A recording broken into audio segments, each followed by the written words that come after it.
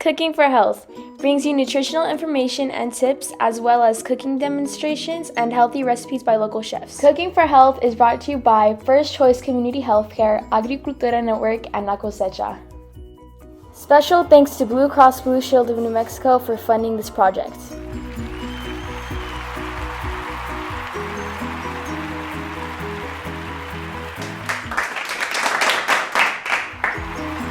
Thank you for joining us, and check out the rest of our videos to see healthy recipes to share with family and friends. Hi there, my name is Fallon Bader, and I'm going to show you today how to make ranchero style beans.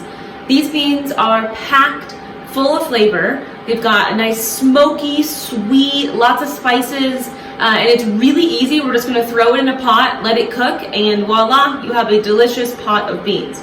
So the first thing I actually want to do is we're going to brown some tomato paste in our pot. So to the pot here, I'm going to add about 1 tablespoon of olive oil. And then we're going to add a half of a can of tomato paste. So you can kind of eyeball it, but about a half of a regular size, like small can of tomato paste. And then I'm just going to move the tomato paste around. So the tomato paste is going to start with a bright red color, right? And we just kind of want to brown it and almost caramelize the tomato in there to give it a little bit more flavor. It's just going to kind of deepen that tomato flavor. So just about a minute or two, I'm on like a medium heat, and that should do the trick. This is done, browned nicely. Now we're going to add 1 small can, about 15 or 14 ounces of diced tomatoes. Ideally, if you can find those without any salt added to it, that would be great. And next we're going to add our pinto beans. So I have here about a 16-ounce bag of pinto beans. You could use really any type of bean you like. Pinto beans work really well in this recipe. And this comes out to about like 2.5 cups of beans. I did not soak these, but if you do want to soak them, you can do it overnight and then just pour off any of that old water. Soaking them will help with making it cook faster, and it can potentially help with digestion. If people have issues with digesting beans, then you can try soaking them. That might be something that could help. So our beans are going to go into the pot. Then next we're going to add 1/4 cup of orange juice, and this is just going to add some really nice citrusy sweetness to our liquids. Then next I have here about 6 cloves of garlic, and I actually didn't peel them. I like to leave them in the skin, and then when you eat them, they'll just the garlic gets really soft and it'll come right out of the skin. So those goes in there. For our spices, we have about a teaspoon of dried oregano. Then we're going to add about a half of a teaspoon of cumin, which will give it just that nice kind of earthy spiciness from the cumin. Then for some more heat, I have here some New Mexico red chilies. This will depend on how spicy your chilies are and how hot you want the beans to be, so spicy.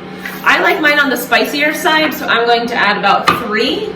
And what I like to do is I buy a big bunch of these dried. I will wash them, and then I like to remove the seeds from inside because those can have a little bit of bitterness. So I just pop the top off and shake out the seeds.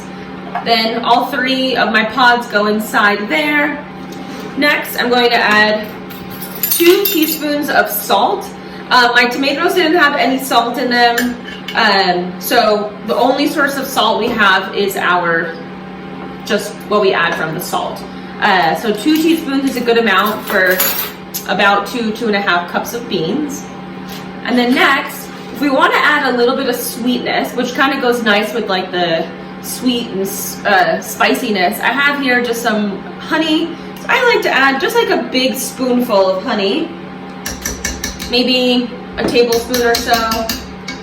Let that kind of disintegrate, melt in there.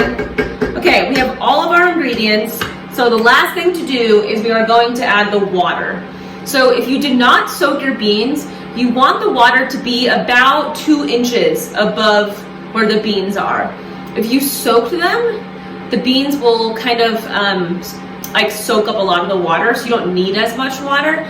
You just want to cover the beans with water. But regardless, you want to make sure as you cook them, just keep an eye on the beans, because if they are looking like they could use a little water, you can always just add some more.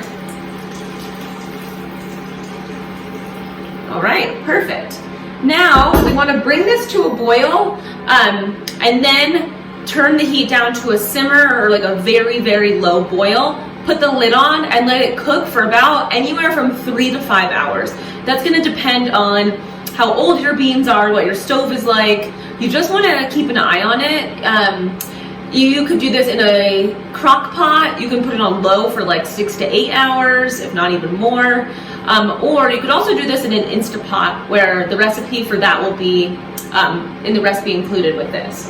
So there you have it. I'm going to bring it to a boil and then let it simmer.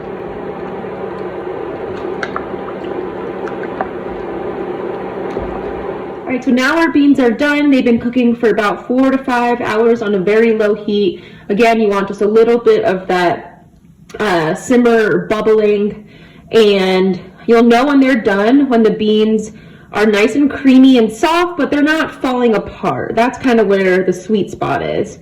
And you can see the beans now take up most of the volume, but there's still a good amount of this nice kind of saucy broth in there. And it's a really nice flavor balance of the spiciness from the peppers. You get some sweetness from the honey and the orange juice, and lots of other flavors from all the spices that we added. And I forgot to mention in the beginning that we added the olive oil in the beginning when we sauteed the tomato paste, and that helps to give it a little bit more creamy texture. So you can add a little extra olive oil too. It kind of takes the place of, in a lot of bean recipes, people will add like ham or like a fatty meat. So instead we're keeping this vegan, right? We're not adding any meat, so we can add a little oil to keep that nice like creamy texture in there. So I hope you enjoy and check it out.